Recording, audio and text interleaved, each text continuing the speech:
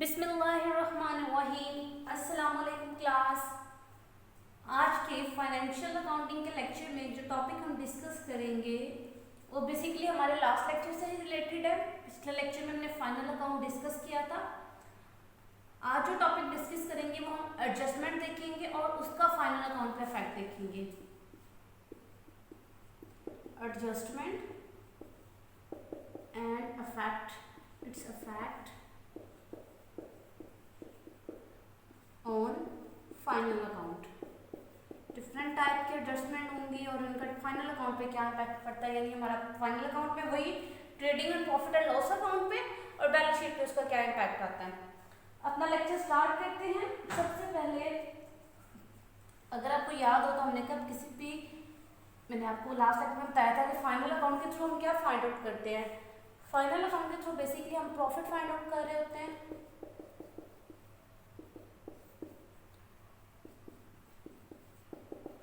Net profit, और हम financial position balance sheet के थ्रू जान रहे होते हैं किसी भी बिजनेस के बारे में, ऑर्गेनाइजेशन के बारे में। अब कोई भी बिजनेस अपना जो प्रॉफिट फाइंड आउट करता है, हमने कहा फाइनल अकाउंट के थ्रू फाइंड आउट करता है। ग्रॉस प्रॉफिट हम ट्रेडिंग अकाउंट के थ्रू फाइंड आउट करते हैं और नेट प्रॉफिट हम प्रॉफिट एंड लॉस अकाउंट के थ्रू फाइंड आउट करते हैं। प्रॉफिट या लॉस फाइंड आउट करने के दो सिस्टम कोई भी ऑर्गेनाइजेशन या बिजनेस यूज करती है।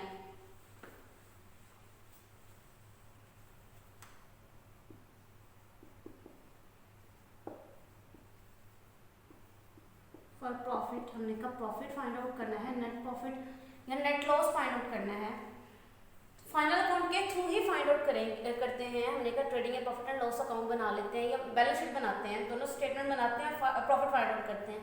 लेकिन trading and profit and loss account बनाने के लिए और बैलेंस शीट बनाने के लिए ऑर्गेनाइजेशन डिफरेंट सिस्टम यूज करती हैं। दो तरह के सिस्टम यूज किए जाते हैं, एक को हम कहते हैं कैश सिस्टम और दूसरे को हम कहते हैं एक्रूवल सिस्टम या मर्केंटाइल सिस्टम भी कहते हैं। और मर्केंटाइल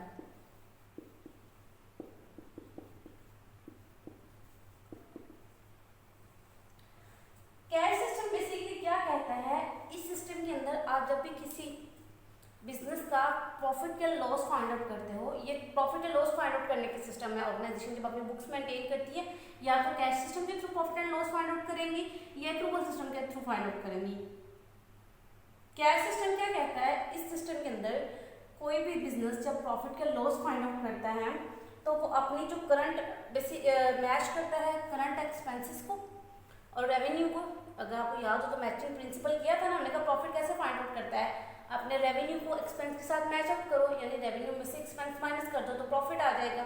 अगर रेवेन्यू ज्यादा होगी तो प्रॉफिट, अगर एक्सपेंस ज्यादा होंगे तो लॉस। बेसिकली कैश सिस्टम ये कहता है कि आप रेवेन्यू को मैच करो, कौन सी रेवेन्यू जो आपने कैश में रिसीव कर ली है, रिसीव्ड इन कैश,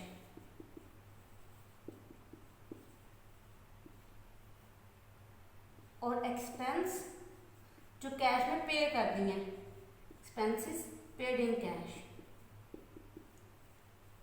चाहे ये दोनों करंट ईयर से रिलेट करते हैं या नहीं करते हैं, कैश सिस्टम के अंदर कैश सिस्टम कहता है कि आप रिकॉर्ड कर दो, यानी रेवेन्यू रिकॉर्ड कर लो जो कैश में आपने रिसीव कर लिए, चाहे वो रेवेन्यू करंट ईयर की है या नहीं है। और एक्सपेंस जो आपने कैश में पे कर दिए हैं, चाहे वो करंट ईयर से रिलेट करते हैं कि नहीं करते हैं।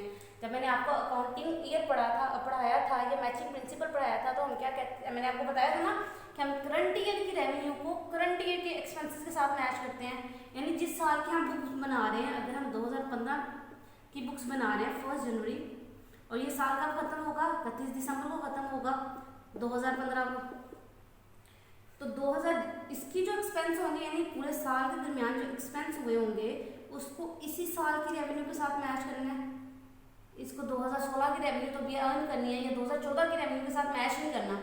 2015 का जो एक्सपेंस है 2015 की इनकम के साथ मैच करना है, यानी उसी की रेवेन्यू में से माइनस करना है। कैश सिस्टम ये नहीं कहता, ये कहता है कि आपने मैच करना है रेवेन्यू आपने जो रिसीव कर लिया कैश में ले लिया, चाहे वो अगले साल हो सकता है कि मैं एडवांस सैलरी ले ली हो, हालांकि आप तो वो कैश ही किया है रिसीव के, तो हमने रेवेन्यू ही की है, लेकिन वो तो करंट ईयर की नहीं। हमने कहा जब हम एडवांस लेते हैं डेट मीन के वो नेक्स्ट ईयर की थी, तो कैश सिस्टम कहता है कि आप उसको रिकॉर्ड कर लो, मैच कर लो अपने एक्सपेंसेस के साथ। हालांकि हमने कहा कि वो तो करंट ईयर की थी ही नहीं, हमें मैच नहीं करनी चाहिए। लेकिन कैश सिस्टम ये नहीं कहता, कहता है कि जो आपकी रेवेन्यू आपने रिसीव कर लिया कैश में या एक्सपेंस कैश में पेड कर दिए, चाहे वो करंट ईयर से रिलेट करते हैं कि नहीं करते, आप उनको रिकॉर्ड कर लो। अच्छा देखो, रेवेन्यू रिसीव इन कैश का सम टाइम ये होता है कि रेवेन्यू कैसे आती है, हमने कहा सेल से आती है। क्या सारी चीज़ें हम कैश पे सेल कर देते हैं? ऑब्वियसली आजकल के दौर में हमने कहा क्रेडिट पे भी चीज़ें सेल होती है, उधार भी चीज़ें बेची जाती हैं। तो जो उधार चीज़ें बेची हैं हमने, उनके पैसे भी तो हमें मिलने हैं, इस साल नहीं मिले तो अगले साल मिल जाएंगे, है तो वो हमारी इस साल की रेवेन्यू। सपोज हमने चीज़ें सेल की हैं, हमारे बिजनेस शूज़ बनाते हैं और हमने 50,000 पेयर सेल किए हैं, जिसमें जो 40,000 पेयर्स थे वो कैश पे किए थे और जो 10,000 वाले थे वो हमने क्रेडिट पे किए हैं, यानी ये कैश पे किए हैं, ये क्रेडिट पे सेल किए हैं। कैश के तो अमाउंट के पैसे मिल गए, ये हमें अगले साल मिलने हैं। तो है एक इस साल की रेवेन्यू, हमने कहा इस साल बेचे तो इसी साल की रेवेन्यू होगी। अगर सपोज हम 2005 में सेल कर रहे हैं तो ये इसी साल रिकॉर्ड होनी चाहिए, लेकिन कैश सिस्टम ऐसा नहीं देता, बताइए पैसे आपको मिले ही नहीं है, अगले साल मिले तो उसको अगले साल रिकॉर्ड करो, इस साल रिकॉर्ड मत करो। ये कैश सिस्टम है। जो दूसरा सिस्टम हम यूज करते हैं, अगर इसकी प्रॉपर डेफिनेशन की बात करें तो हमने कहा system under which annual result. Okay, मैं आपको इसकी डेफिनेशन बताती हूँ। ये profit and loss find out करने के सिस्टम है, यानी आप अपना प्रॉफिट या लॉस या तो कैश सिस्टम के थ्रू फाइंड आउट कर सकते हो या एक्रूवल सिस्टम के थ्रू फाइंड आउट कर सकते हो। This system under which the annual result, annual result क्या हो सकता है, या तो आपका प्रॉफिट हो सकता है या लॉस, वो रिजल्ट होता है आपका। ऑफ कंसर्न का मतलब होता है फर्म, कंपनी, जिसका भी आप फाइंड आउट कर रहे हो, कंसर्न का वर्ड यूज करते हैं। इज असरटेन्ड यानी फाइंड आउट किया जाता है on the basis of item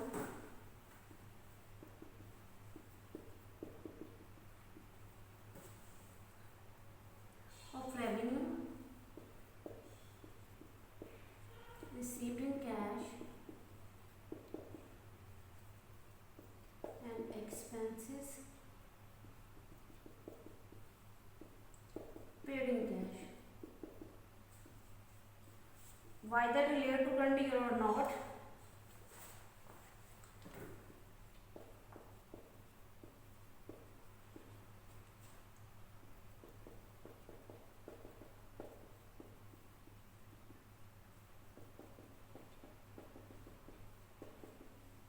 और नॉट होने का वो हमारी क्या होगा, कैश सिस्टम होगा। नॉर्मली बिजनेस में कैश सिस्टम फॉलो नहीं करते, क्योंकि हमने कहा बिजनेस में चीज़ें उधार पे भी बेची जाती हैं। तो अगर आप जो चीज़ें उधार पे बेची हैं उसको रिकॉर्ड नहीं कर रहे अपना प्रॉफिट फाइंड आउट करने में, तो आपका प्रॉफिट जो आएगा वो ट्रू प्रॉफिट नहीं होगा, यानी कुछ चीज़ें उसमें शामिल नहीं होंगी। तो बिजनेस के सिस्टम के थ्रू काम करते हैं वो अक्रूवल सिस्टम के तहत काम करते हैं। अक्रूवल सिस्टम क्या कहता है कि तमाम रेवेन्यू जो या तमाम एक्सपेंस जो करंट ईयर से रिलेट करते हैं, चाहे वो रेवेन्यू आपने रिसीव कर ली है या अभी करनी है, या एक्सपेंस आपने पे कर दिया है या अभी पे करना है, आप उस सबको रिकॉर्ड करो अपना प्रॉफिट फाइंड आउट करने के लिए। सिस्टम मैं ऊपर आपको लिख देती हूँ, this system under which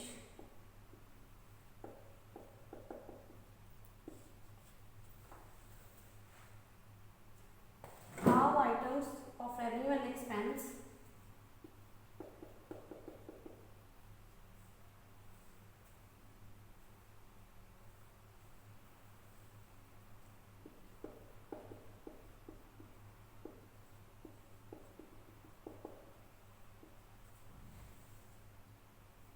relating to the current accounting period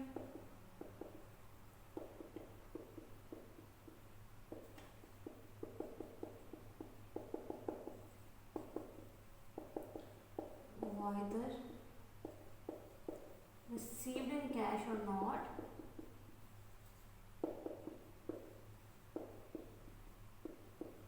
or paid in cash or not।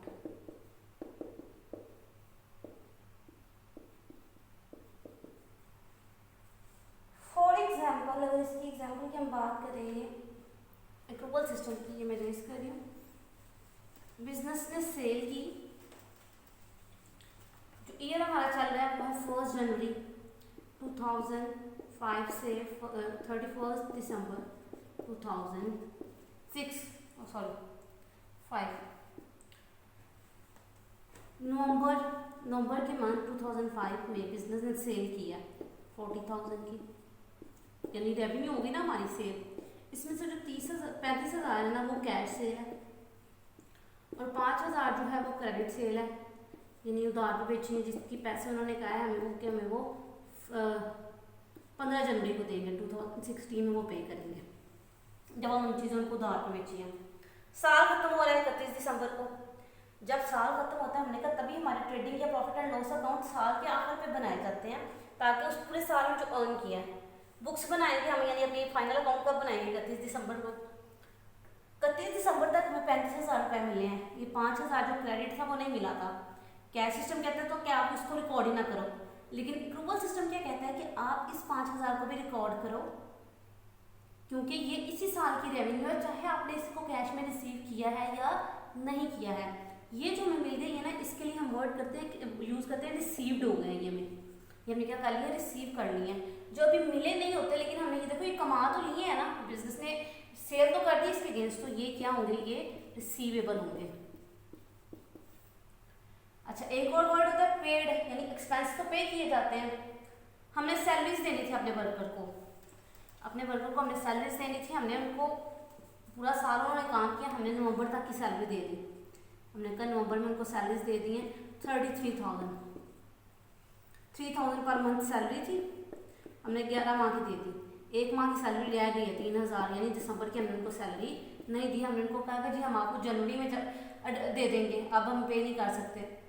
ये 3,000 हमने उनको जनवरी में पे करने हैं। हाँ, तो ये दिसंबर की सैलरी ना, लेकिन हम कब दे रहे हैं उनको, जनवरी में। तो हमने कहा ये एक्सपेंस दिसंबर से रिलेट करता है। अभी हमने पे नहीं किया उनको कैश में, हमने कहा जनवरी में देंगे। कैश सिस्टम क्या कह रहा था कि आप इसको रिकॉर्ड ही ना करो, लेकिन एक्रूवल सिस्टम ये कहता है क्योंकि ये इसी साल की सैलरी है, पे चाहे आप नेक्स्ट मंथ कर रहे हो, नेक्स्ट ईयर कर रहे हो, लेकिन आप इसको इसी साल रिकॉर्ड करोगे, इस साल का एक्सपेंस होगा।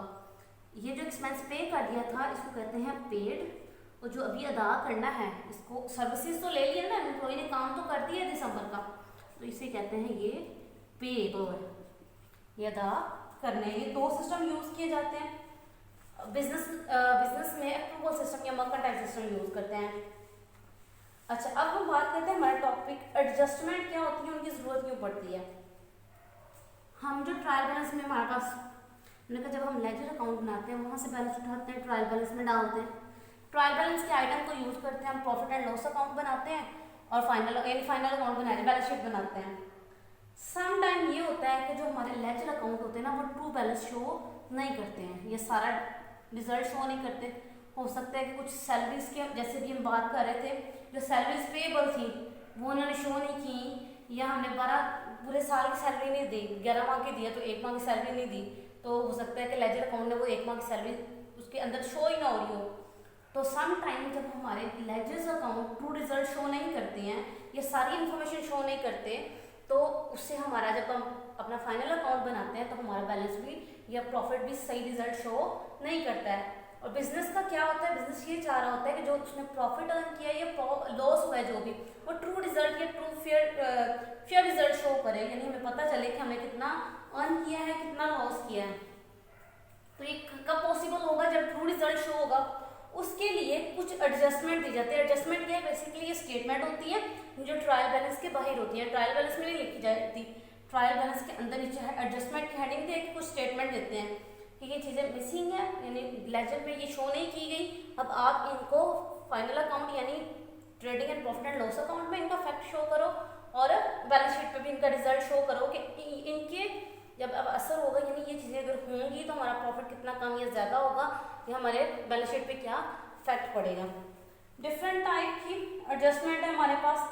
आज हम बेसिकली 5 करेंगे और एक क्वेश्चंस करेंगे।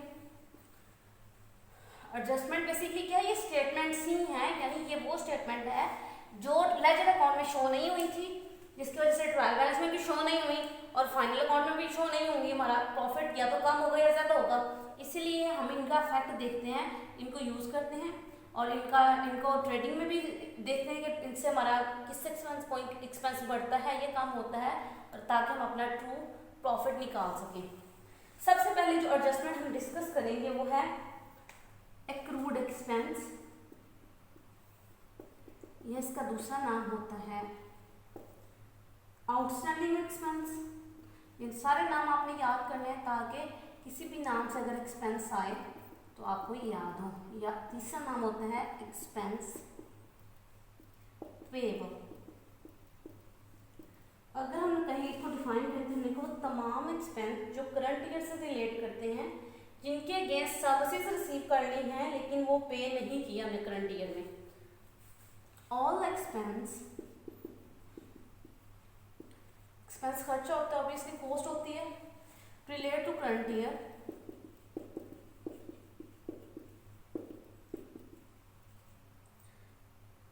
against which services has been received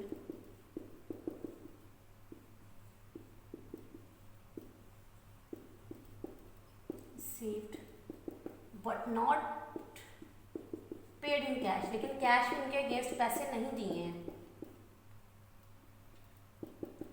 साल के आखिर तक, till the end of current year. Suppose हम काम कर रहे हैं 1 जनवरी 2011 से 31 दिसंबर 2011 तक। अकाउंटिंग क्वेश्चंस में सबसे इंपॉर्टेंट होता है अकाउंटिंग ईयर कौन सा चल रहा है, यानी आपका साल शुरू कब हो रहा है, खत्म कब हो रहा है। हमने कहा 1 जनवरी से हमारे एम्प्लॉयज काम कर रहे थे, हमने उनको सैलरीज देनी थी, ठीक है, हमने उनको सैलरीज देनी थी 3000 पर मंथ सैलरी है, हमने उनको नवंबर तक की सैलरी दे दी, 33,000 बनी। 3,000 सैलरी रिमेनिंग है, हमने उनको कहा ये दिसंबर की सैलरी, हमने कहा हम दिसंबर में तुम्हें नहीं देंगे, हम तुम्हें ये जाके देंगे 20 जनवरी अगले साल 2012 में देंगे। लेकिन ये सैलरी किस माह की है, दिसंबर की है ना, इसकी गैस सर्विसेज तो इसी माह उन्होंने दे दी थी, हमने पैसे नहीं दिए, वो अलग बात थी। तो हमने कहा ये यानी ये इसके गैस उन्होंने हमें सर्विसेज दे दी हैं, लेकिन बिजनेस ने ये एक्सपेंस पे, ये बिजनेस के लिए तो एक्सपेंस है ना सैलरीज, हम बिजनेस के पॉइंट ऑफ व्यू से अकाउंटिंग करते हैं ना। अब ये सैलरीज बिजनेस के लिए क्या है, एक्सपेंस, ये वो एक्सपेंस है जो कैश में पे नहीं किया, यानी ये 3,000 आपने एम्प्लॉयज को नहीं दिया, लेकिन उसके अगेंस्ट सर्विसेज ले ली है, एम्प्लॉय ने दिसंबर का पूरा काम तो किया है ना, सर्विसेज लेने का यही मतलब है। तो हमने कहा ऐसे एक्सपेंस जिसके अगेंस्ट सर्विसेज ले ली है लेकिन कैश में पे नहीं किए, उनको क्या कहते हैं, अक्रूड एक्सपेंसेस कहते हैं, या आउटस्टैंडिंग एक्सपेंसेस कहते हैं, या एक्सपेंसेस पेएबल कहते हैं। अच्छा, अब इन एक्सपेंसेस का फाइनल अकाउंट पे क्या इफेक्ट पड़ता है, फाइनल अकाउंट में या ट्रेडिंग और प्रॉफिट एंड लॉस अकाउंट पे क्या इम्पैक्ट आता है, और दूसरा बैलेंस शीट पे क्या इफेक्ट आता है। अच्छा, जितनी भी एडजस्टमेंट होंगी उनके कम से कम 2 इफेक्ट होंगे, एक ट्रेडिंग या प्रॉफिट एंड लॉस अकाउंट पे इफेक्ट शो होगा, दूसरा बैलेंस शीट पे शो होगा। ट्रायल बैलेंस के अंदर जो आइटम्स लिखी होती है उनका एक ही इफेक्ट होता है, लेकिन जो ट्रायल बैलेंस से बाहर एडजस्टमेंट में दी होती है उनके हमेशा 2 इफेक्ट शो होते हैं, यानी वो 2 जगह पे शो होती हैं, या तो ट्रेडिंग या प्रॉफिट एंड लॉस अकाउंट में शो होंगी और दूसरा कहाँ जाएगा, बैलेंस शीट में। अच्छा, अब इन एक्सपेंसेस का क्या इफेक्ट आएगा, ये भी 2 जगह पे रिकॉर्ड किए जाएंगे। जैसे अभी सैलरीज ही की बात कर रहे थे, यानी सैलरीज 3,000 इसी साल की है लेकिन हमने पे नहीं की, इसका मतलब है जो expenses profit and loss account में जो सैलरीज लिखी हुई हैं वो 3,000 कम लिखी हुई हैं, क्योंकि ये एक्सपेंस हमने देना था, पे नहीं किया। और salary profit and loss account में तो वो लिखा हुआ है ना जो कैश में पे करती है, ये इसी साल का। अब क्या करेंगे, इसका 2 इफेक्ट आएंगे, एक तो प्रॉफिट एंड लॉस अकाउंट की सैलरीज वाला जो हेड होगा उसमें ये 3,000 ऐड कर देंगे, किस नाम से, आउटस्टैंडिंग सैलरीज के नाम से। आउटस्टैंडिंग एक्सपेंस है ना, एक्सपेंस कोई भी हो सकता है, सैलरीज आ जाएगा, रेंट आ जाएगा, जो भी एक्सपेंस होगा आउटस्टैंडिंग सैलरीज के नाम से, जिस हेड का होगा उसी के अंदर इतना ये ऐड कर देंगे, यानी प्रॉफिट, हमारा जो प्रॉफिट एंड लॉस अकाउंट में जो सैलरीज लिखी हुई थी वो 3,000 कम लिखी हुई थी। एक इफेक्ट क्या करेंगे, इसको ऐड कर देंगे, जो भी अक्रूड आउटस्टैंडिंग एक्सपेंसेस पेएबल होंगे उनका यही इफेक्ट होगा, चाहे वो रेंट हो, डेप्रिसिएशन हो, जो भी एक्सपेंसेस हो। दूसरा क्या करेंगे, क्योंकि ये एक्सपेंस अभी हमने बिजनेस ने अदा करने हैं, हमने कहा वो तमाम खर्चे या तमाम अमाउंट जो बिजनेस ने पे करनी होती है हमारी क्या होती है, लाइबिलिटी होती है, और दूसरा बैलेंस शीट में किस साइड पे शो होगा, लाइबिलिटी साइड पे, शीट में जाएगा लाइबिलिटी में, किस नाम से आएगा उधर, आउटस्टैंडिंग सैलरीज के नाम से आएगा। ये दो इसके इफेक्ट होंगे, एक एडजस्टमेंट ये हो गई आउटस्टैंडिंग एक्सपेंसेस या एक्सपेंसेस पेएबल के रेफरेंस से। दूसरी जो हमारी एडजस्टमेंट है वो रिलेटेड है, अच्छा ये तो वो खर्चे थे जो हो गए हमने पे नहीं किए, बाज़ दफ़ा हम एडवांस में भी तो अमाउंट पे कर देते हैं। सपोज अगर हम किसी के घर लें, किराए पे लें, हम घर हमने आज लिया तो हम अगर 3 माह का किराया एडवांस में दे दें, वो अगले 3 माह भी हम रहे तो नहीं, अभी हमने रहने हैं ना, तो उसका किराया एडवांस में दे दें, तो उसे क्या कहते हैं, एक्सपेंसेस पेड इन एडवांस। दूसरा नाम है उसका प्रीपेड एक्सपेंसेस। ये एक और नाम होता है, वो है अनएक्सपायर्ड कॉस्ट। ये नाम आपने याद रखे हैं तीनों, यानी ऐसे एक्सपेंसेस जो पे कर दिए हमने करंट ईयर्स में, लेकिन वो करंट ईयर से रिलेटेड नहीं है, उसका बेनिफिट हमें अगले सालों में मिलेगा, उन्हें कहते हैं prepaid expenses. Expenses paid in current year but benefit received in next year।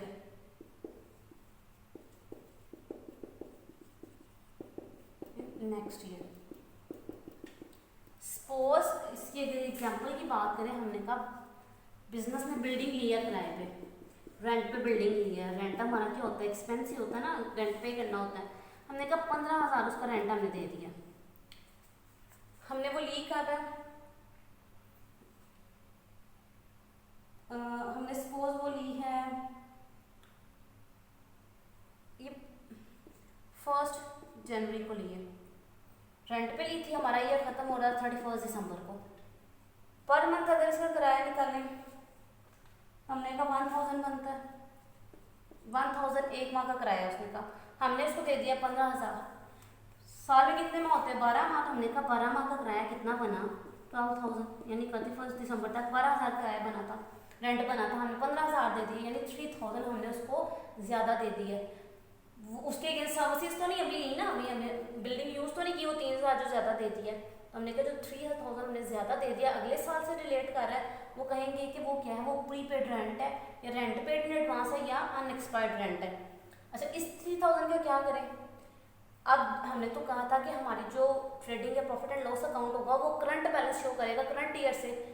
ये जो 3000 ज़्यादा पे किया ये करंट ईयर से तो नहीं है, तो नेक्स्ट ईयर क्या है, तो नेक्स्ट ईयर क्या है, हमने कहा एक तो ज़्यादा पे कर दिए, हमारे जो प्रॉफिट एंड लॉस अकाउंट में जो रेंट शो हो रहा है वो 15,000 से है, 3000 इस साल का नहीं है, तो 15,000 में से एक तो प्रॉफिट एंड लॉस अकाउंट में ये माइनस करेंगे, पहली बात। दूसरा, इसके अगेंस्ट अभी हमने सर्विसेज नहीं ली हैं, तो ये हमारा क्या होगा, जिसके अगेंस्ट मैंने जब एसेट की डेफिनेशन लास्ट लेक्चर में बताई थी, तो हमने कहा फ्यूचर में जिसके अगेंस्ट पैसे रिसीव कर लें या सर्विसेज रिसीव कर लें, वो हमारा क्या होता है, एसेट। तो प्रीपेड एक्सपेंसेस या एक्सपेंसेस पेड इन एडवांस दूसरा हमारा क्या होते हैं, एसेट होते हैं, यानी इसके दो आएंगे फैक्ट।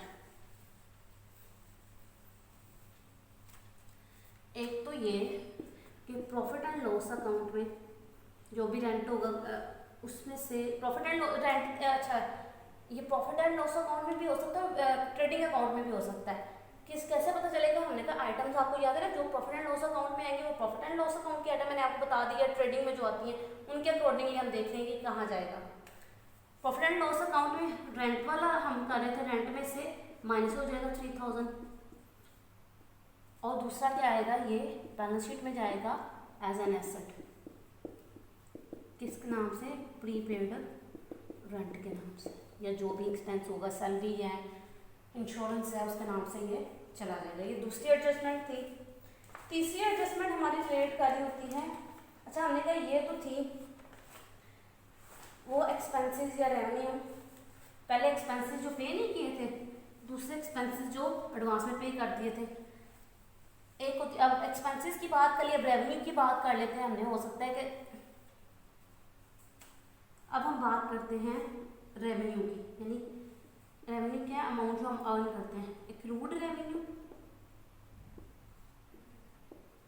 या दूसरा हम करते हैं रेवेन्यू रिसीवेबल, अभी मैंने आपको बताया कि रेवेन्यू रिसीवेबल ये टू रेवेन्यू वो है कि जो हमने अर्न तो कर ली है लेकिन जिसके अगेंस्ट अभी सर्विसेज प्रोवाइडर नहीं की हैं। सपोज वो रेवेन्यू या जिसके अगेंस्ट जो हमने करंट ईयर में अर्न कर ली है लेकिन कैश में रिसीव नहीं की है, हमें नेक्स्ट ईयर मिलेगी। Revenue earn in current year but receive in next year.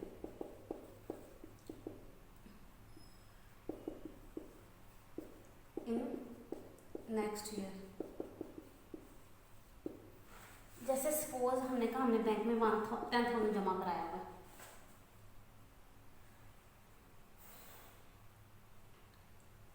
10,000 bank में जमा कराया हुआ, बैंक में इंटरेस्ट पे करता है। हमने कहा जब बैंक में इंटरेस्ट पे करता है तो हमने कहा हमने ये जमा कराया था बैंक में 1 जनवरी को 5% इंटरेस्ट के रेफरेंस से, चलो 10% कर लेते हैं। हमने कहा 10% के इंटरेस्ट के रेफरेंस से बैंक ने हमें ये पूरे एनम का रेट होता है, पूरे साल का रेट होता है। हमने कहा 10,000 मल्टीप्लाई बाई 10/100 पूरे साल में कितने में होते हैं 12/12 कट गए। हमने कहा 1,000 पूरे साल का इंटरेस्ट बनता है बैंक ने जो हमें अदा करना है। 30 जून को बैंक ने हमें इंटरेस्ट दिया 500 रुपया, बाकी कितना रिमेनिंग रह गया। हमने कहा 1,000 से 500 निकालो, 500 रिमेनिंग है बैंक ने हमें देना है। 31 दिसंबर आया, हमने अपनी बुक्स क्लोज की, हमने अपने अकाउंट्स बनाए, हमें पता चला कि 500 रुपये बैंक ने अभी हमें 31 दिसंबर तक नहीं दिया। तो वो जो 500 हमने अर्न तो कर लिया ना, यानी बैंक ने वो हमारा देना तो है, पूरे 6 माह हो गए बन गया, लेकिन बैंक ने भी दिया नहीं, हो सकता बैंक नेक्स्ट ईयर दे दे। तो ये जो बैंक ने हमें देना भरा, हमने अर्न कर लिया, बैंक ने दिया नहीं हमें, इसे कहते हैं एक्रूड रेवेन्यू रिसीवेबल, यानी वो रेवेन्यू जो करंट ईयर से रिलेट करती है लेकिन आपने कैश में रिसीव नहीं की है। अच्छा, इसके क्या इफेक्ट आते हैं? पहली बात तो ये कि क्योंकि ये हमने रिसीव करनी होती है, इसका मतलब है जो हमारे प्रॉफिट एंड लॉस अकाउंट या ट्रेडिंग अकाउंट में जो रेवेन्यू आ रही है वो कम शो हो रही होगी इतने से, क्योंकि ये कैश में रिसीव नहीं किए तो उसमें नहीं आ रही होगी। एक तो हम प्रॉफिट एंड लॉस अकाउंट में इसको कंसर्न रेवेन्यू में ऐड कर देंगे, जो भी होगी, अगर इंटरेस्ट है या कमीशन है उसमें ऐड कर देंगे, ऐड हो जाएगी। दूसरी क्या आएगी, क्योंकि हमने कहा ये वो रेवेन्यू है जो हमने फ्यूचर में रिसीव करनी है, तो कोई भी अमाउंट जो हमने फ्यूचर में रिसीव करनी होती है क्या होती है हमारा एसेट। तो बैलेंस शीट में ये क्या आएगी, एसेट से एसेट क्या आ जाएगी। कैसे एसेट? सपोज अगर इंटरेस्ट की बात करें तो इंटरेस्ट रिसीवेबल के नाम से या अक्रूड इंटरेस्ट के नाम से ये आ जाएंगे। ये भी क्वेश्चन करते तो आपको ज़्यादा क्लियर हो जाएगा। ये थी थर्ड एडजस्टमेंट। आज हम 4 एडजस्टमेंट ही करेंगे, पूरा क्वेश्चन से एक करेंगे। नेक्स्ट एडजस्टमेंट है हमारी अनअर्न्ड रेवेन्यू। अच्छा, एक तो ये थी कि हमने वो जो रेवेन्यू हमने एक सर्विसेज दे दी थी, पैसे नहीं मिले, हो सकता है कि हम बिजनेस जो है वो किसी से एडवांस में रकम ले ले, उसको सर्विसेज ना दे, उसे कहते हैं अनअर्न्ड रेवेन्यू या revenue received in advance.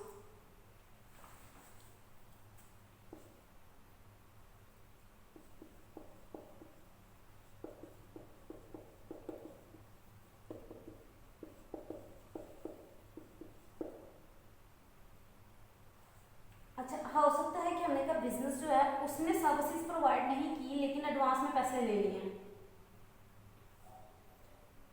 Revenue received in advance, revenue advance but services have not been provided against it, but services not provided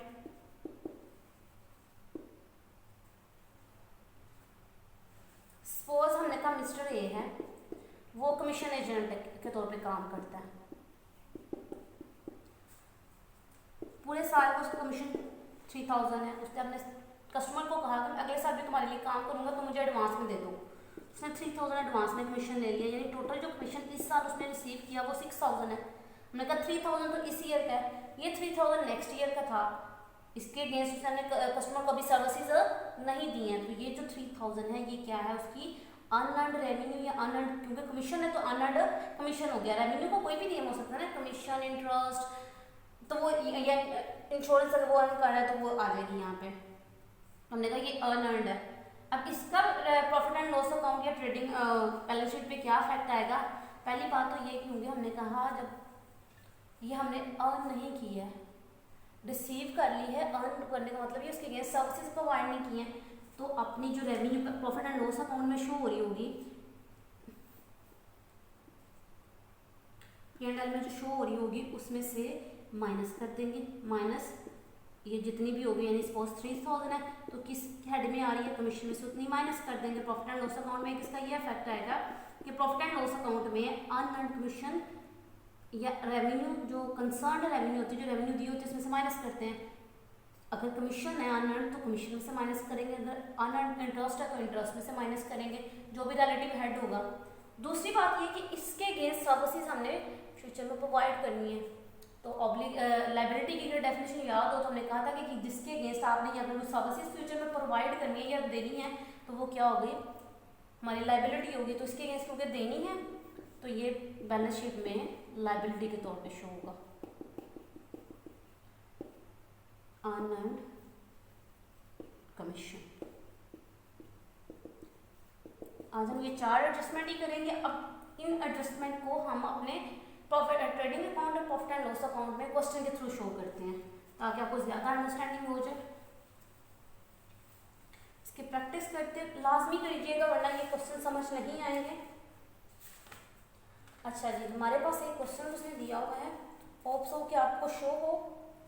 trial balance दिया हुआ है उसने हमें, उसने कहा ओपनिंग स्टॉक है, इसमें सन्नी डेटर्स है, फर्नीचर है, प्लांट एंड मशीनरी है, परचेजेस दी हुई हैं, बिल रिसीवेबल है, कैरेज इनवर्ड है, आउटवर्ड है, इंश्योरेंस पे किया है, सैलरीज है, कैश एट बैंक के हैंड है। क्रेडिट साइड उसने हमें कहा है बिल्स पेएबल है, रिटर्न आउटवर्ड है, कमीशन है, कमीशन रिसीव किया है, सेल्स है, इंटरेस्ट एंड रिसीव्ड किया है, क्रेडिटर्स हैं।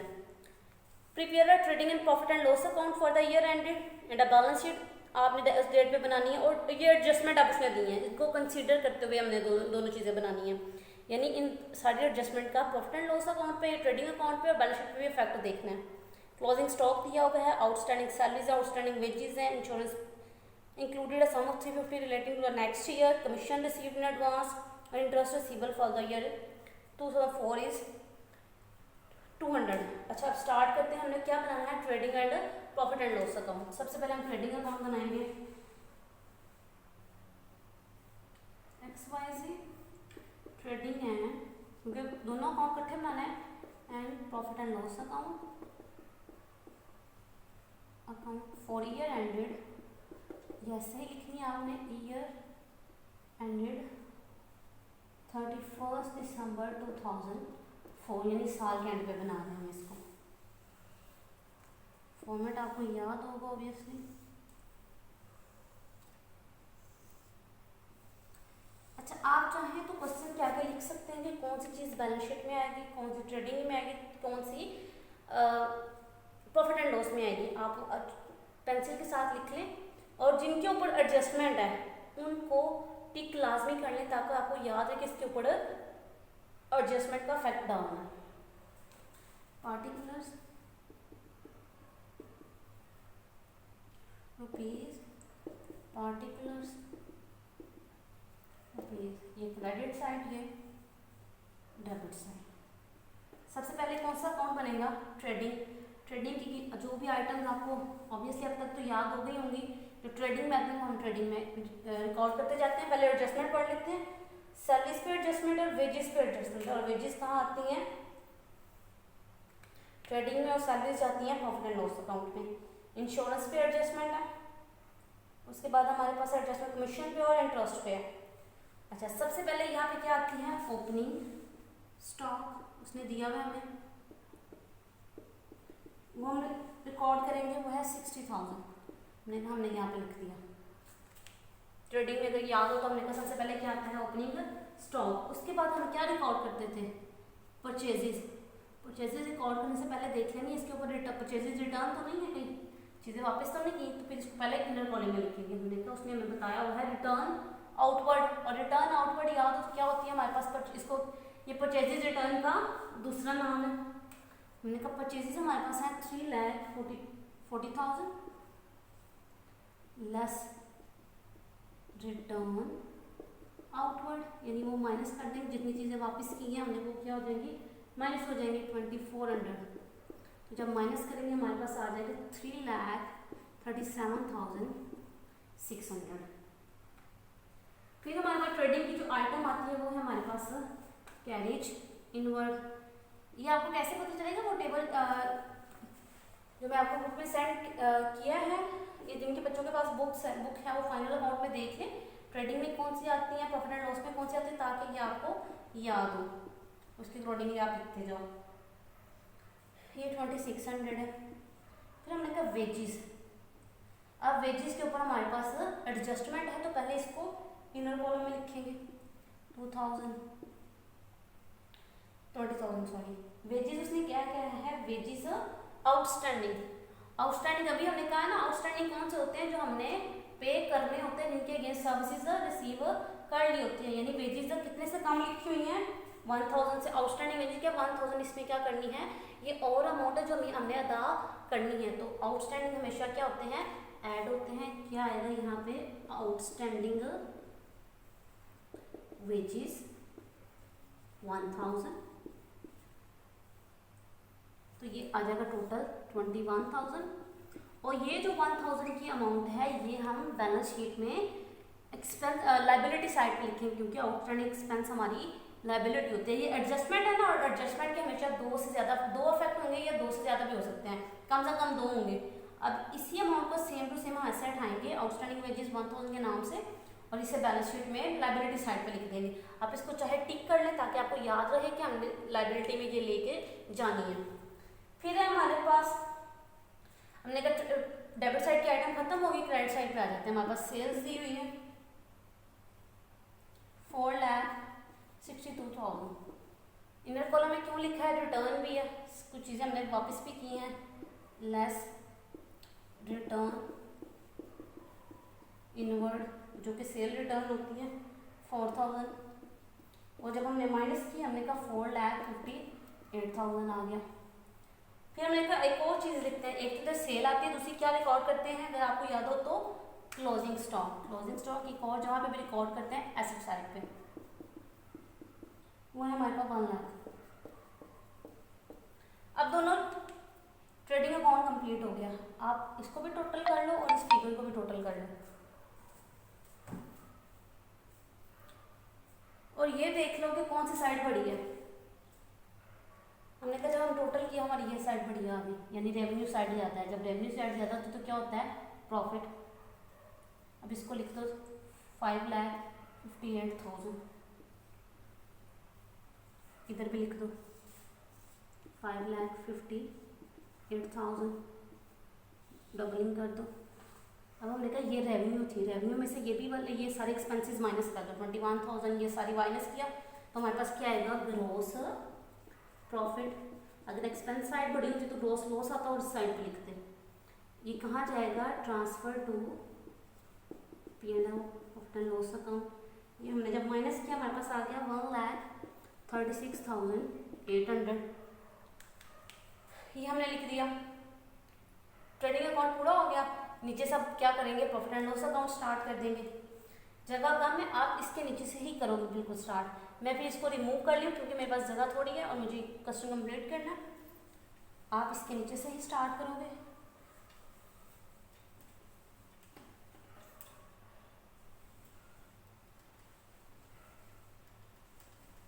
सबसे पहले क्या करना है, हमने इसमें जो प्रॉफिट उठाया उसको इधर लिख देंगे, ग्रॉस प्रॉफिट, क्योंकि हमने कहा प्रॉफिट एंड लॉस की क्रेडिट साइड पे रिकॉर्ड होगा।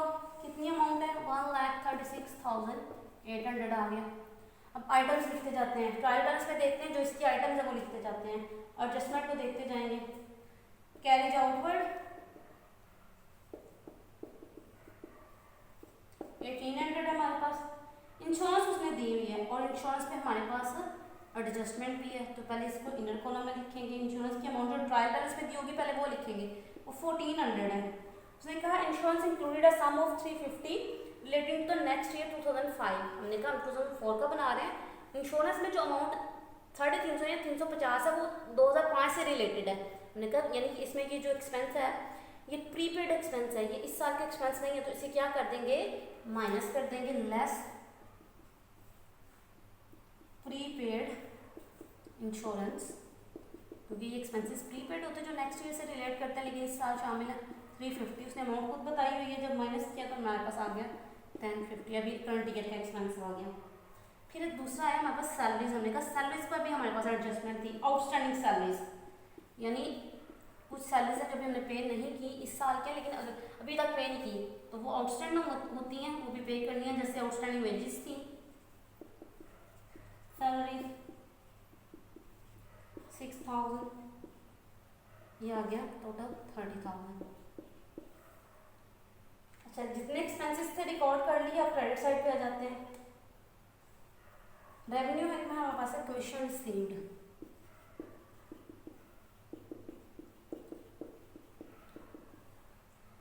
कमीशन रिसीव पे भी हमारे पास एडजस्टमेंट है, ये 1000 है।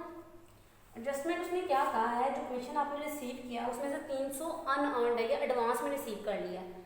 अभी जब हमने इफेक्ट की बात की थी, हमने कहा जो अनअर्नड होती है वो हमारी इस साल नहीं होती है, इस साल से रिलेट नहीं करती, तो उसको रेवेन्यू में से माइनस करते हैं, और दूसरा उसका क्या इफेक्ट आता है, वो हमारी लायबिलिटी होती है, माइनस अनअर्नड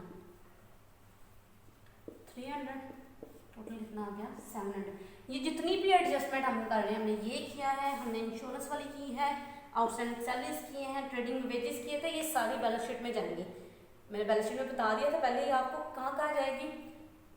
ये लाइबिलिटी के तौर पर रिकॉर्ड होगी, आउटस्टैंडिंग एक्सपेंसेस भी लाइबिलिटी के लिए, ये हमारा एसेट होगा, उस पर ऐसे उठा के लिखते जाएंगे।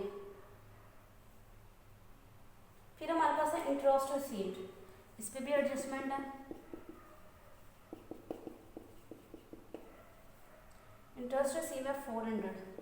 एडजस्टमेंट क्या कह रही है कि जो आपने इंटरेस्ट रिसीवेबल है 200, जो 2004 से रिलेटेड है। अभी हमने क्रूड रेवेन्यू या रेवेन्यू रिसीवेबल की बात की थी ना, हमने कहा ये रेवेन्यू करंट ईयर से रिलेट करती है, लेकिन हमें कैश में मिली नहीं होती है, तो हम इसको इसी साल रिकॉर्ड करते हैं, प्लस इंटरेस्ट रिसीवेबल कितनी थी वो 200, ये इसी साल की, तो इसी साल ही रिकॉर्ड होगी 600, और ये एसेट साइड पे चला जाएगा। जितनी भी एडजस्टमेंट है हमने रिकॉर्ड कर ली और रेवेन्यू रिकॉर्ड कर दी। अब टोटल करते हैं, इन सारी वैल्यूज को पहले रफ टोटल कर लें, फिर इन तीनों को रफ टोटल कर लें और देख लेंगे कौन सी साइड बढ़ी है। अगर रेवेन्यू साइड बढ़ी है तो उसे दोनों साइड्स पे लिख दें।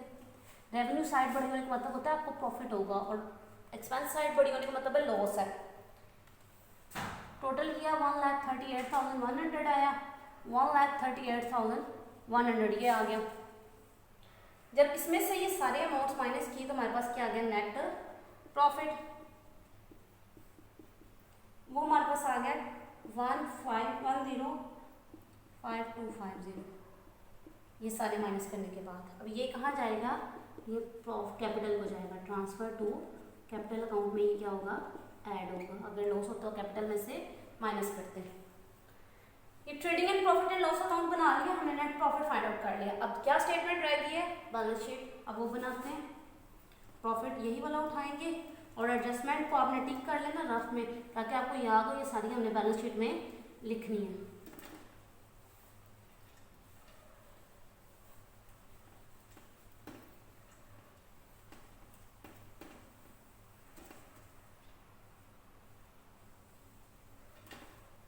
क्या होता है, XYZ balance sheet as on 31 December 2004। यहाँ पे क्या आते हैं, assets, rupees, liability plus capital.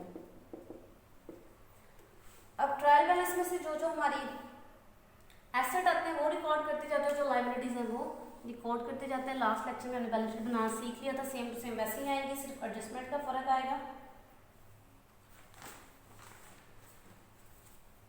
हमारे पास है पहला एसेट कैश इन हैंड 2000 हमने रिकॉर्ड किया, कैश एट बैंक है 18,000 वो रिकॉर्ड किया, सन्ड्री डेटर्स थे हमारे पास वो हमने रिकॉर्ड किया 80,000 के, वो भी हमारा एसेट होता है। बिल रिसीवेबल है हमारे पास, इसको BR भी लिखते हैं, वो हमारे पास है 22,000 वो रिकॉर्ड किए। हमने कहा क्लोजिंग स्टॉक यहाँ पे भी रिकॉर्ड किया जाता है, मैंने भी आगे आपको बताया था। 1 लाख ये रिकॉर्ड किया। अच्छा जी, फर्नीचर है हमारे पास 20,000 वो रिकॉर्ड किया। फिर हमारे साथ प्लांट है 1 लाख वो रिकॉर्ड किया। अभी याद हो एडजस्टमेंट में से जो हमारी इधर आ रही थी एसेट बन रही थी, एक तो प्रीपेड इंश्योरेंस थी। हमने कहा जब एडजस्टमेंट में क्या थी, एक प्रीपेड इंश्योरेंस, क्योंकि इसके अगेंस्ट हमने फ्यूचर में सर्विस रिसीव करनी है, तो हमारा एसेट है 350 और एक्रूड इंटरेस्ट। ये एडजस्टमेंट वाली हैं जो हमने उठाई थी, जो हमने कहा था हमारी एसेट साइड पे आएंगी 200। सारी रिकॉर्ड होगी, इनका टोटल कर लें 3,42,550। डबलिंग कर दें। लाइबिलिटी साइड में चलते हैं। लाइबिलिटीज के आइटम रिकॉर्ड करते हैं। बिल रिसीवेबल 10,000, और बिल पेएबल है, रिसीवेबल नहीं है, रिसीवेबल का एसेट होता है। क्रेडिटर्स हैं हमारे 80,000। आउटस्टैंडिंग वेजेस हमने कहा था वो हमारी क्या होती हैं, एडजस्टमेंट वाली जो अभी हमने की थी। एक्सपेंसेस होती हैं, लाइबिलिटी होती है हमारी, क्योंकि ये पे करनी होती हैं। आउटस्टैंडिंग सैलरीज वाला भी था, ये अब सारी एडजस्टमेंट भी आप लिख देंगे 6,000। फिर हमारे पास अर्न कमीशन, हमने कहा क्योंकि इसके अगेंस्ट सर्विसेज प्रोवाइड करनी है तो ये हमारी लाइबिलिटी है 300। अच्छा लाइबिलिटी लिख दी। अब सबसे एंड पे हम क्या लिखते होते हैं, अपना कैपिटल। कैपिटल हमारा है 1,40,000 प्लस उसमें क्या कर देंगे नेट प्रॉफिट, जो हमारे पास था 10,5,250। ये हमने ऐड किया तो ये आ गया 2,4,5,250। अच्छा अगर ड्राइंग्स होती तो माइनस करते, अगर नहीं है तो माइनस नहीं करनी है। इसका भी टोटल कर लिया, जब इनका इसका ये सारी वैल्यूज का टोटल कर लिया 3,42,550। दोनों साइड्स इक्वल आ जाएंगे। अगर दोनों साइड इक्वल, इसका भी टोटल इसका टोटल सेम होगा, इक्वल नहीं होगा तो इसका मतलब है आपने क्वेश्चन में पीछे ट्रेडिंग या प्रॉफिट एंड लॉस अकाउंट में कोई प्रॉब्लम की है। स्टूडेंट ये था आज का लेक्चर, उम्मीद है कि आपको समझ आई होगी। कोई मसला तो ग्रुप में आप पूछ सकते हैं, क्वेश्चन मैं आपको व्हाट्सएप कर दूंगी। ये कुछ एडजस्टमेंट हमने की है, कुछ हम नेक्स्ट लेक्चर में करके इसको कंप्लीट कर देंगे। Thank you so much.